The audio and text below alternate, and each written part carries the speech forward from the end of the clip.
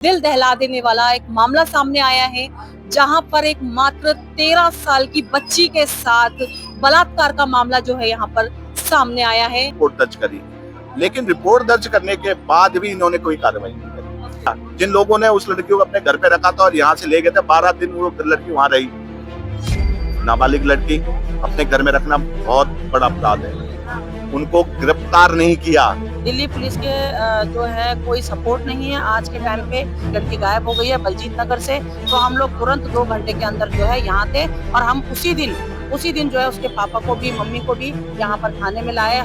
ये भी कहा कि एक दिन और रुक जाओ, इसके बाद क्या पता लड़की वापस आ जाए। मतलब आप जान रहे 13 साल की बच्ची के लिए भी पुलिस वाले ये कह रहे हैं कि एक दिन और रुक जाओ।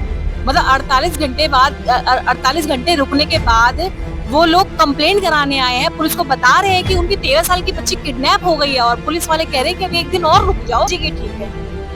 हमें ये भी पता चला कि उन लोगों ने तो अपने घर में अपने आप को कैद कर लिया था। वो लोग यहाँ से निकलने वाले थे, उन्होंने कहा कि हम तो अपनी बेटी की भी कुर्बानी दे देंगे। इस तरीके से जो है उनको डराया धमकाया गया था। एक बहुत बड़ा सवाल उठता है कि 6 तारीख से लेके अब ये 25 तारीख, आखिर इतना बड़ा गैप क्यों? इसका तो जवाब एसीपी साहब ने इसका जवाब दिया? देखिए, कानून इसका जवाब नहीं दे सकता, इसका जवाब तो हम ही दे सकते हैं। साथियों को नमस्कार, मैं टीना वर्मा दिल्ली के रंग से। अब इस वक्त हम खड़े हैं पटेल नगर विधानसभा के अंदर और पटेल नगर थाने के बाहर अभी मेरी मौजूदगी है। साथियों मैं आपको बता दूं कि पटेल नगर से एक दिल दहला देने वाला एक मामला सामने आया है, जहां पर एक मात्र 13 साल की बच्ची के साथ बलात्कार का मामला जो है यहाँ पर सामने आया है, जिसकी यहाँ पर मिसिंग की रिपोर्ट जो है 6 अक्टूबर को दर्ज कराई गई थी और आज जो है बच्ची इनको मिली है। और बच्ची की एमएलसी कराने के बाद ये पूरी खबर जो सामने आई है, ऐसा सुनने में आ रहा है कि बच्ची के साथ जो है बलात्कार हुआ था। तो ऐसे में ये बहुत बड़ा सवाल उठता है कि दिल्ली पुलिस कहाँ सो रही थी। 6 अक्टूबर से लेके और आज 25 अक्टूबर है, इस दौरान दिल्ली पुलिस क्या कर रही थी? बच्ची इनको वजीरपुर में मिलती है, बच्ची को ये लेकर आते हैं और एफआईआर दर्ज हुई है कि नहीं हुई, अभी तक क्या पुलिस ने कार्रवाई की है और आखिर ये लोग क्यों यहाँ पर धरना देकर बैठे हुए हैं, इसके बारे में हम पूरी जानकारी आपको बताएंगे। फिलहाल आइए हम बात करते हैं।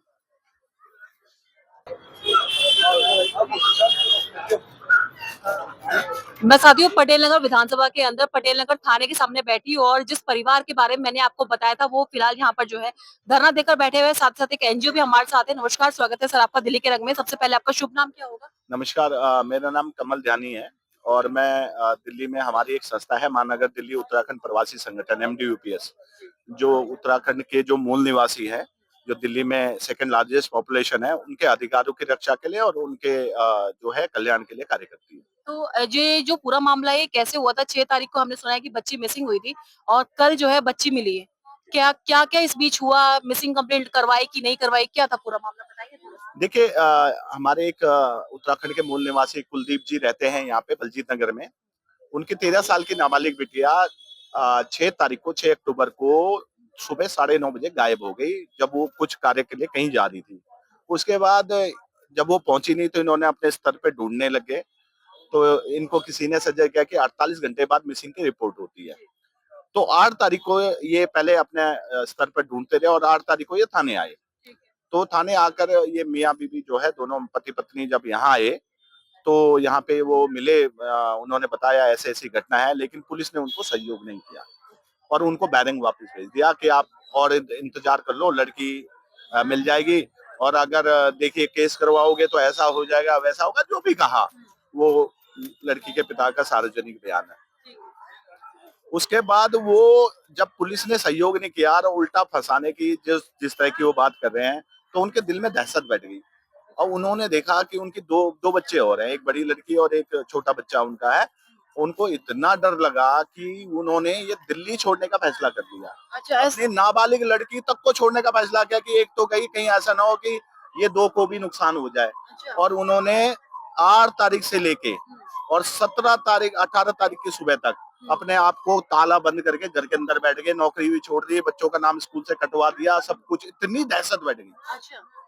उसके बाद एक इनके जानकार है, उनके उनसे इनकी बात हुई, तो उन्होंने मुझे फोन किया सुबह 18 तारीख को 11 साढ़े 11 बजे और उन्होंने बताया कि भाई साहब ऐसे ऐसी बात है और ऐसे हमारे पहाड़ के लोग हैं, और ऐसी ऐसी घटना। मैं तुरंत 11:30 बजे मुझे पता लगा, मैं 2 बजे इनके घर पे था अपने संगठन के साथ। मैंने इनको गुस्सा में, तो ये लोग जो है इतने डरे हुए, इन्होंने सपा मना कर दिया कि नहीं जी हम तो जा रहे हैं। ये मैंने इनको ढांढस बताया कि हम साथ खड़े हैं, और उसके बाद जो है मैं इनको थाने लेके आया। थाने पे बड़ा भारी हंगामा हुआ है। जैसे मैंने कहा हमारे पास फुटेज है और हमने सोशल मीडिया पे डाले, आप मेरे अकाउंट पे चेक करेंगे तो मेरे प्रोफाइल पे चेक करेंगे तो आपको मिल जाएगा। उसके बाद एफआईआर दर्ज हुई। जब इन्होंने देखा कि इतने सारे लोग यहाँ पे आ गए, एक संगठन आ गया, इन्होंने सुना था हमारे संगठन के बारे में, तो इन्होंने रिपोर्ट दर्ज करी। लेकिन रिपोर्ट दर्ज करने के बाद भी इन्होंने कोई कार्रवाई नहीं करी, जबकि 18 तारीख को हमने इनको लगभग लगभग आइडिया दे दिया था कि देखिए ये है, ऐसा है, हुआ है, ऐसा है, ऐसा है। अच्छा, जब लड़की की मिसिंग की रिपोर्ट लिखवाने के लिए उसके माँ बाप आए थे, तो मतलब पुलिस वालों ने जरा सा भी प्रयास नहीं किया? जब उन्होंने कहा कि एक दिन और रुक जाओ, उसके बाद भी प्रयास नहीं किया खुद से? यही तो गंभीर बात बनाती है इसको। हाँ। आप ये देखिए किस तरह अमानवीय चेहरा है पुलिस का, कि इतने सेंसिटिव मामले में जिसमें आत्मा कांप जाती है जिनकी, सुप्रीम कोर्ट के स्पष्ट निर्देश हैं कि आपको जो है बिना किसी ना नुकुर के केस दर्ज करना पड़ेगा, और उसके बाद भी नहीं हुआ। 18 तारीख को जब हमने हंगामा किया तब जाके केस दर्ज हुआ। और देखिए 18 तारीख के बाद भी ये लोग बिल्कुल किसी भी सूरत में ना इन्होंने उसे ढूंढने की कोशिश करी। कॉल सीडीआर निकालने में इनको 1 हफ्ता लग गया, अच्छा। जबकि सीडीआर निकालने में 1 घंटा लगता है। उसके बाद जब हमने अपने स्तर पर खोज करी, तब हमने इनको कुछ जानकारी दी, उसके आधार पे इन्होंने 24 तारीख को लड़की को बरामद किया। जिस घर से बरामद किया, जिन लोगों ने उस लड़की को अपने घर पे रखा था और यहाँ से ले गए थे, 12 दिन वो लड़की वहां रही। नाबालिग लड़की अपने घर में रखना बहुत बड़ा अपराध है। उनको गिरफ्तार नहीं किया और खाली आ गया और उल्टा ब्लेम लगा रहे थे कि जी लड़की अपनी मर्जी से गई है, ये है, चाहे वो अपनी मर्जी से, लेकिन है नाबालिग। नाबालिग है तो पुलिस को एक्शन लेना। पहले तो वो गई नहीं अपनी मर्जी से, लेकिन नाबालिग है, आप इस तरह से जो है मामले को अनदेखा नहीं कर सकते। और उसके बाद जो है इन्होंने कल लेके आए बरामद के, उसके बाद लड़की का मेडिकल करवाया, मेडिकल में दुष्कर्म की पुष्टि हुई है। उसके बाद लड़की के बयानात हमारे सामने हुए हैं। लड़की ने साफ बताया कि ये मुख्य अभियुक्त है, लेकिन कल से ये 40 घंटे गुजर गए लगभग लगभग, अभी तक हाथ खाली है। मुख्य वो 2 लड़के पकड़ लिए इन्होंने, जो जिन्होंने इसे अपने घर पे रखा था, उनको पकड़ना चाहिए था, बिल्कुल सही किया। लेकिन जो मुख्य अभियुक्त है, जिन्होंने लड़की के साथ इतना गलत काम किया है, वो अभी आजाद घूम रहे हैं। तो मामला सर, मामला क्या है? एक व्यक्ति ने रेप किया है या गैंग रेप है कुछ ऐसा? देखिए गैंगरेप है ये, गैंग रेप। बिल्कुल बिल्कुल गैंगरेप है जी। तो सर मतलब पुलिस वालों ने उनको ढूंढा या फिर या आपकी एनजीओ ने उनको ढूंढा? आप लोगों ने प्रयास? देखिए हमने जानकारी जुटाई, इन्होंने तो कुछ किया ही नहीं। अच्छा, हमने आपने फिर इनको इन्फॉर्म किया बिल्कुल कि यहाँ पे बिल्कुल बिल्कुल हमने इन्फॉर्म किया, अच्छा, हमने, इन्होंने तो कोशिश ही नहीं करी। ओके। बिल्कुल। तो तो फिर अब उसके क्या कहा जाए, उसके बाद अभी तक धारा 164 के तहत जो स्पेशल मजिस्ट्रेट है उसके सामने भी बयान दर्ज नहीं हुए। बताइए कितनी निरंकुशता है, कितना असंवेदनशील ये पुलिस का चेहरा है कि अभी तक 164 तहत, क्योंकि 164 के तहत बयान दर्ज होने के बाद आपको जो है कार्रवाई करनी पड़ेगी, लेकिन इन्होंने अभी तक मंगलवार तक के लिए टाल दिया। इतने संवेदनशील मामले में सुप्रीम कोर्ट के निर्देशों का स्पष्ट उल्लंघन। और मैं सुप्रीम कोर्ट से एक मांग करता हूं कि इस मामले पे गंभीर अपना स्वतः संज्ञान ले, और ऐसे जो पुलिस वाले हैं जो अपने कर्तव्य से अपना मुंह हिलाते हैं, ऐसे लोगों को तुरंत क्या कहना निलंबित है करना पुलिस वालों का? पुलिस वाले क्या कह रहे हैं आप लोग? कुछ कह ही नहीं रहे। वो कह रहे जी हम तो मंगलवार, मजिस्ट्रेट ने, स्पेशल मजिस्ट्रेट ने मंगलवार के कुछ कह नहीं रहे। चाहे तो वो कल आवेदन कर सकते हैं कि करना पड़ेगा, क्यों नहीं करना पड़ेगा, कोर्ट का स्पष्ट, सुप्रीम कोर्ट का है, उसके आदेश की टोटल ये लोग धज्जियां उड़ा रहे हैं। तो आपके हिसाब से अभी तक मुख्य जो आरोपी है वो अभी तक पकड़े नहीं गए हैं? बस दो पकड़े लोगों क्या, को वो तो भाग गए होंगे। जो मुख्य आरोपी है वो तो भाग गए होंगे, उनको तो खबर लग गई होगी, मीडिया है, सब कुछ है, इतने दिन से मामला चल रहा है, तो भाग गए होंगे। पूरा मौका दिया उन्होंने, कहां से पकड़ में आएंगे। मैं तो कहता हूँ अगर पकड़ सके तो बहुत अच्छी बात है, नहीं तो अगर नहीं पकड़ा तो हमारा संगठन महानगर दिल्ली उत्तराखंड प्रवासी संगठन पीड़ित परिवार के साथ यहीं बैठेगा और कल हम थाने का घेराव करेंगे। आप लोगों की और फाइनल क्या मांगे है, ये थोड़ा सा मुझे बता दीजिए। हमारी मांग यही है कि पुलिस त्वरित कार्यवाही करे, जो मुख्य अभियुक्त हैं 6-7 लड़के जो हैं उनको तुरंत गिरफ्तार करे, और जो है अपने कर्तव्य को का पालन करे। लड़की के 164 के तहत कल सुबह तक बयान हो जाने चाहिए, या आज रात को जब न्यायालय आतंकवादियों के लिए रात 12 बजे खुल सकते हैं, तो क्या पीड़ित परिवार के लिए हम भारत के नागरिक हैं? बिल्कुल सही बात हैं? हम भारत के नागरिक हैं, हमारा हक नहीं बनता क्या? बिल्कुल बनता है। चलिए ठीक है, बहुत-बहुत धन्यवाद हमसे जुड़ने के लिए। साथियों और भी लोगों से बातचीत करेंगे और जानेंगे। फिलहाल हमें ये पूरी जानकारी मिल चुकी है कि किस तरीके से जो है एक 13 साल की बच्ची के साथ जो है इतना विभत्स जो है हादसा हुआ, उसके बाद भी पुलिस बिल्कुल भी एक्शन नहीं ले रही है। इनका कहना है कि पुलिस वालों ने अभी भी समय दिया है। उन्होंने ये कहा है कि अभी कुछ दिन की छुट्टी है, इसके बाद जो है इस पे कार्रवाई की जाएगी। फिलहाल एफआईआर दर्ज कर ली गई है और इन लोगों का ये कहना है कि पुलिस ने अपनी तरफ से कोई भी एफर्ट्स नहीं लगाए बच्ची को ढूंढने के लिए और इतने जो गंभीर आरोप लगाए गए हैं, जो भी मुख्य आरोपी है उनको अभी तक जो है पकड़ा नहीं गया है। ये बहुत बड़ी बात है। पोक्सो का केस है और इसमें अभी तक मुख्य आरोपी फरार है। गैंग रेप में मामला दर्ज है, तो ऐसे में पुलिस क्या कर रही है? पुलिस कहाँ सो रही है? हम चाहेंगे कि एक बार हम यहाँ पर जो है लड़की के जो पिताजी है उनसे ही बातचीत करें और कुछ महिलाओं से ही बातचीत करें जो लगातार यहाँ पर इस धरने में बनी हुई है। सुना कि एक 13 साल की बच्ची के साथ जो है इतना विभत्स जो हादसा हुआ है, बच्ची के साथ बलात्कार हुआ है, कोई भी पुलिस की तरफ से कोई कार्रवाई नहीं। आप लोग की क्या मांग है? लगातार आप यहाँ पर बने हुए हैं।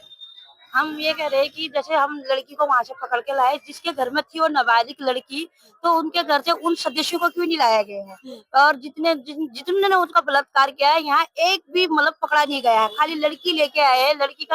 लड़की के कंडीशन ऐसी हैं, हम आपको बता नहीं सकते हैं। चाहे किसी की भी बेटी हो, पर ऐसी हरकत नहीं होनी चाहिए। और मेन बात तो है, मुद्दा ये है कि जिनके घर में होते वो खुद हमारे घर में आके वो लड़की को बता रहे हैं कि तुम्हारी लड़की हमारे घर में है, तुम अपनी लड़की को लेके जाओ। तो हमारे घर में आके इससे मतलब वो हमको धमकी दे रहे थे। मतलब आपको लगता है कि उनको डर लग गया होगा, इस वजह से उन्होंने फोन करके बताया या फिर क्या बात थी? हो सकता है और सोच रहे होंगे क्या पता, डर के मारे बताया उन्होंने, हम आगे वो जाएंगे करके। फिर भी वो धमकी देके गए कि अपनी बात बंद रख रहा, मुंह बंद रख रहा, लड़की को थोड़ी धमकी दे रखी है। बोल के गए हैं ऐसा? हाँ, वो बोल के गए अपनी भाषा में, थोड़ी बहुत वो धमकी देके गए हैं। अच्छा, तो अभी ये क्लियर हुआ कि मतलब वो परिवार मतलब कैसा, हिंदू है, मुसलमान है, क्या है? अभी ये चीज का कुछ क्लियर नहीं है कि हिंदू है या मुसलमान है, ये हमें पता नहीं है। अभी कुछ नहीं नहीं, अभी कुछ पता नहीं है। महिलाएं हैं जिनकी मदद से जो है लड़की को ढूंढा गया है और फिलहाल देखिए लड़की बड़ी मुश्किल से मिली है। 6 अक्टूबर को गायब हुई थी और 25 अक्टूबर को मिली है। क्या कहना चाहेंगे? बेटी बचाओ बेटी पढ़ाओ का नारा लगाते हैं और इस तरीके से जो है हालात है दिल्ली के, क्या कहना? बिल्कुल, बिल्कुल दिल्ली के हालात बहुत खराब है और सबसे ज़्यादा खराब है दिल्ली पुलिस के। दिल्ली पुलिस के जो है कोई सपोर्ट नहीं है आज के टाइम पे। हमें जो है, मैं खुद एक लड़की की माँ हूँ और हमें खुद डर लगता है कि जो है हमारी लड़की बाहर गई है, सुरक्षित घर में आएगी कि नहीं आएगी। आज के टाइम का ये जो बोला जा रहा है कि लड़कियां जो है बोल बनाओ, ये बनाओ, पढ़ाओ, कैसे बनाएं? जबकि जो है माँ-बाप के अंदर जो इतना बड़ा डर है कि हमारी लड़की के साथ कभी भी कुछ भी हो सकता है। आज हम किसी लड़की के प्रोटेक्शन में है, लेकिन हमें खुद नहीं पता कि हमारी लड़की के साथ कब क्या हो जाए। और दिल्ली पुलिस जो है ना, कोई बिल्कुल साथ नहीं दे रही है। हम लोगों ने जो है, हमें जब यहाँ पर से लड़की गायब हुई है, 6 तारीख को गायब हुई है, 8 तारीख को उसके पेरेंट्स यहाँ पर रिपोर्ट लिखाने आए। उनको डराया धमकाया गया कि आप 2 दिन और वेट करो, नहीं तो आपको यहाँ घूमना पड़ेगा, इस थाने जाना पड़ेगा। जबकि जो है वो इतने शरीफ लोग, उत्तराखंड के लोग, और वो अपने घर में बंद हो गए। वो जो है इतना डर गए कि उन्होंने, अब उनके 2 बच्चे और हैं, उनकी एक और बेटी है, एक बेटा है। उनके जान के कोई ऊपर कोई बात ना है, उसके लिए उन्होंने अपने घर में कैद कर दिया अपने आप को और अपना जो है बोरिया बिस्तर बांध के वो गांव जाने को तैयारी में थे। एक लड़की की कुर्बानी देने को तैयार थे।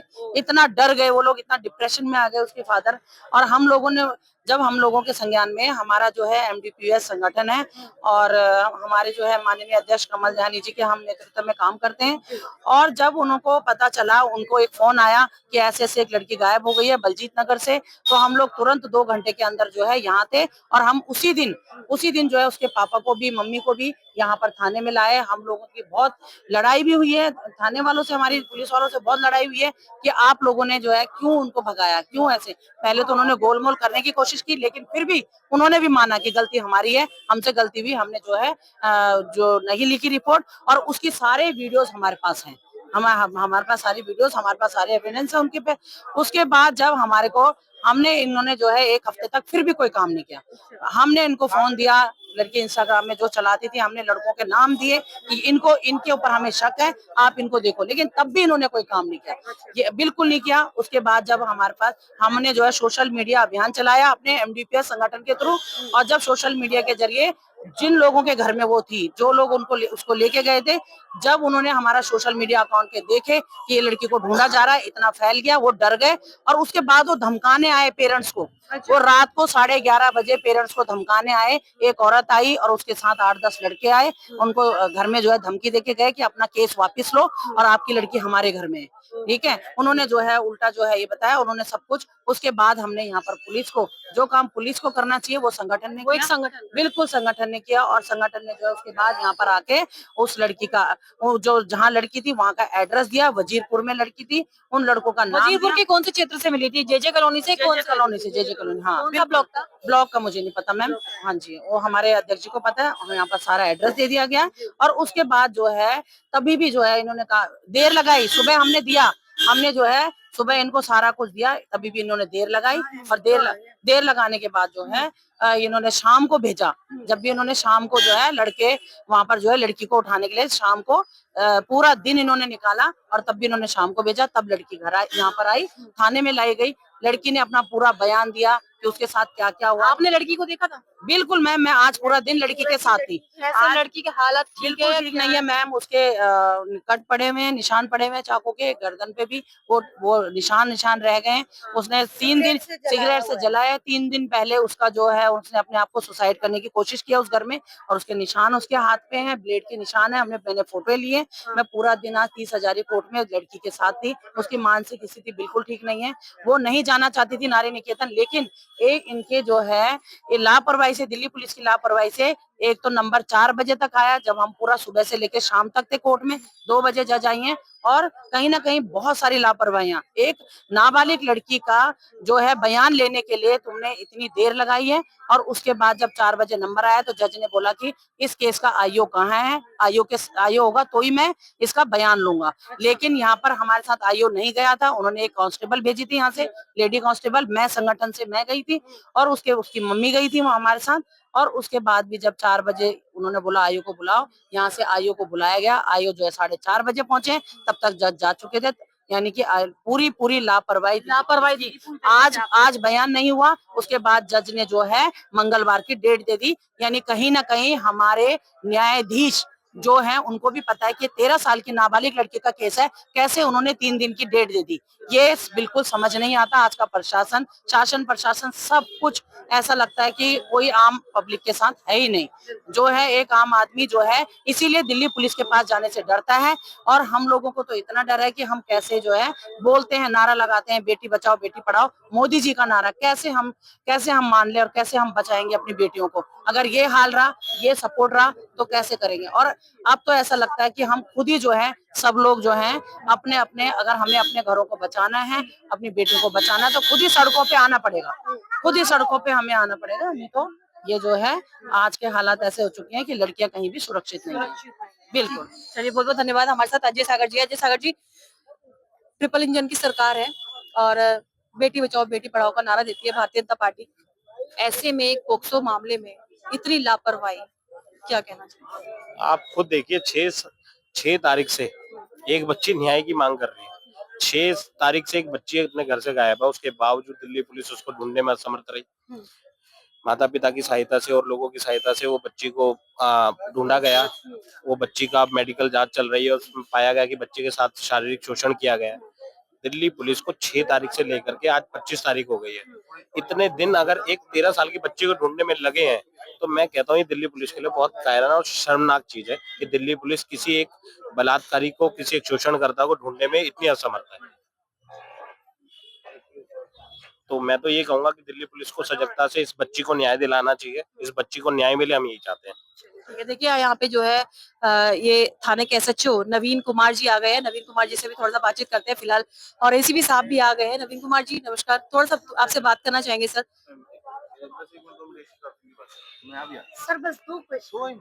2 सवाल। क्या मामले की क्या कैसे सर 6 तारीख से मामला? सर, 6 तारीख से सर। आज ये जैन साहब कहाँ हो? आ रहे।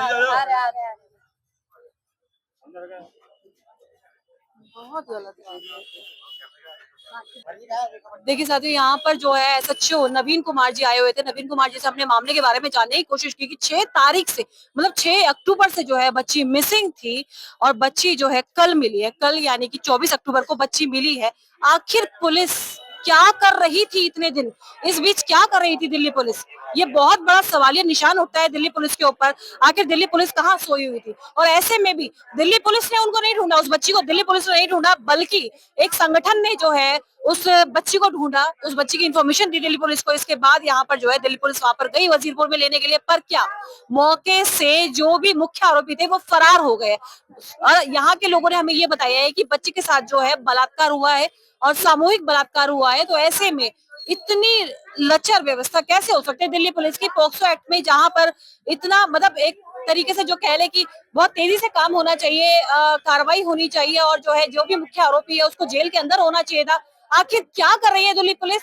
ये बहुत सोचने वाली बात होगी। अभी आपको बता दूं कि ये बात सामने आई है कि 6 अक्टूबर को जो है लड़की का किडनैप हुआ। इसके बाद जो है घर वाले उनके थाने में आए, पटेल नगर थाने के अंदर उन्होंने कंप्लेंट दर्ज कराई, पर इसके बाद भी जो है पुलिस वालों ने बिल्कुल मामले को हल्के में लिया, लाइटली लिया और पुलिस वालों ने ये भी कहा कि एक दिन और रुक जाओ, इसके बाद क्या पता लड़की वापस आ जाए। मतलब आप जान रहे हैं 13 साल की बच्ची के लिए भी पुलिस वाले ये कह रहे हैं कि एक दिन और रुक जाओ।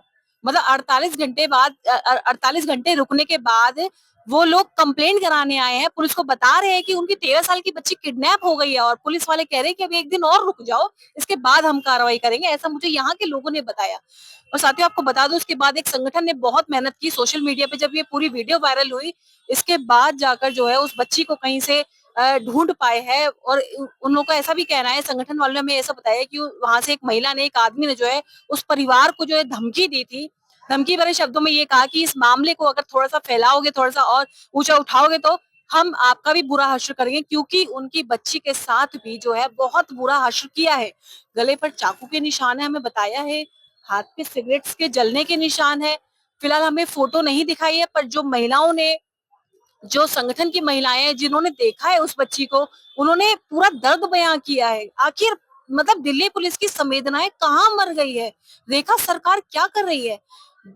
मतलब बेटी बचाओ बेटी पढ़ाओ का नारा लगाते हैं, ट्रिपल इंजन की सरकार है, दिल्ली पुलिस केंद्र के अंडर है और केंद्र में बीजेपी सरकार है, दिल्ली में बीजेपी सरकार है, एमसीडी में बीजेपी सरकार है। इसके बाद भी यहाँ 13-13 साल की बच्चियों के साथ जो है ऐसा हादसा हो जाता है, बलात्कार हो जाता है और दिल्ली पुलिस मुंह पर उंगली रख के बैठ रहती है। अभी आपने देखा कि मैंने एसएचओ साहब से बात करने की कोशिश की, पर एसएचओ साहब के पास कोई जवाब ही नहीं था हमारे लिए। आप देख सकते हैं दिल्ली पुलिस क्या कर रही है, दिल्ली सरकार क्या कर रही है। आखिर रेखा सरकार, रेखा गुप्ता खुद एक महिला है, महिला मुख्यमंत्री है, वो अपनी सीट पर बैठकर क्या कर रही है जब ऐसी 13-13 साल की बच्चियां मर रही है? वो तो गनीमत रही कि बच्ची जिंदा जो है वापस आ गई है, और भी बहुत बड़ा हादसा हो सकता था। और बच्ची की मानसिक स्थिति बिल्कुल ठीक नहीं है, ना ही उनके पिताजी की ठीक है। हमें ये भी पता चला कि उन लोगों ने तो अपने घर में अपने आप को कैद कर लिया था। वो लोग यहाँ से निकलने वाले थे, उन्होंने कहा कि हम तो अपनी बेटी की भी कुर्बानी दे देंगे। इस तरीके से जो है उनको डराया धमकाया गया था। आप समझ रहे हैं किस तरीके से जो है एक फैमिली को, एक गरीब को, मतलब गरीब को कभी इंसाफ नहीं मिल सकता, इससे ये तो जरूर पता चलता है। अगर इसी की जगह कोई अमीर व्यक्ति का कोई केस होता तो मुझे लगता है कि बहुत तेजी से कार्रवाई होती, पर यहाँ पर एक गरीब को इंसाफ कभी नहीं मिलता। ये तो आज हमने देख लिया है। Thank you. संगठन के जो लोग हैं एसीपी साहब से और एसएचओ साहब से मिलकर आए हैं। फिलहाल क्या बातचीत हुई है इनकी, इसके बारे में जानेंगे। सर क्या बातचीत हुई है आप लोगों की? देखिए एसीपी साहब आए और उन्होंने हमसे रिक्वेस्ट की है कि हम लोग यहाँ पे जो है आज के लिए तो उनको माफ कर दें, धरना बंद कर दें।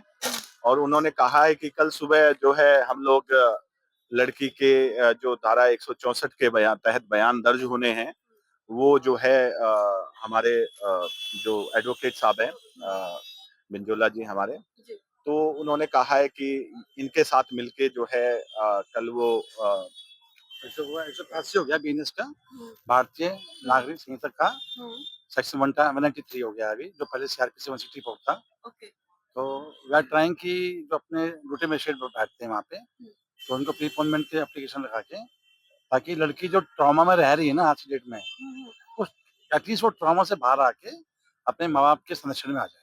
बिल्कुल। बहुत जरूरी है, बच्ची है छोटी, तो वी आर जस्ट ट्राइंग कि and they are cooperating now कि just they will do it. पर सर दिल्ली पुलिस में एक बहुत बड़ा सवाल उठता है कि 6 तारीख से लेके अब ये 25 तारीख, आखिर इतना बड़ा गैप क्यों? अब इसका तो जवाब क्या एसीपी साहब ने ऐसा इसका जवाब दिया? देखिए, कानून इसका जवाब नहीं दे सकता, इसका जवाब तो हम ही दे सकते हैं कि देखिए, हमारा तो सीरियस एलिगेशन हमने पहले से बोला है कि भाई जो है इसमें लापरवाही, घोर लापरवाही है और इतना संवेदनशील मुद्दा है, ऐसा मुद्दा है कि अगर हम इसको अगर राजनीति करना चाहें तो कल ही यहाँ पे लाखों लोग खड़े हो जाएंगे। लेकिन हम चाहते नहीं कि न्याय के मुद्दे को जो है हम राजनीतिकरण करें, क्योंकि हमारे लिए न्याय पहले है, हमारे लिए हमारी बेटी पहले है, उसको न्याय मिलना चाहिए। और एसीपी साहब ने यही कहा है कि कल जो है हम अ, उनसे जो मजिस्ट्रेट हैं उनसे बात करेंगे और उनसे बात एक एप्लीकेशन लगाएंगे जिसमें हमारे वकील साहब जो है सहयोग करेंगे और उसके तहत एक धारा 164 के तहत जो बयान दर्ज हैं वो होंगे। और उन्होंने हमें अश्योर्ड किया कि आज हम पूरी कोशिश करेंगे कि जो मुख्य अभियुक्त हैं उनकी गिरफ्तारी आज हो जाए। तो अगर ऐसा होता है, मैंने उनको आश्वस्त किया है और उनको ये भरोसा भी दिया है कि अगर ठीक है, अभी हम लोग बातचीत करके इस बारे में फैसला करेंगे कि हमें धरना खत्म करना है या नहीं। लेकिन अगर हमें लगता है कि कल भी अगर दिल्ली पुलिस ने हमसे कोई खेल खेला तो फिर यहाँ पे ऐसा प्रदर्शन होगा और इस तरह का, उसके बाद हम पुलिस की किसी बात पे विश्वास नहीं करेंगे और यहाँ पे जो है ये धरना फिर जो है और उग्र रूप से होगा। जी। बहुत बहुत धन्यवाद, थैंक यू।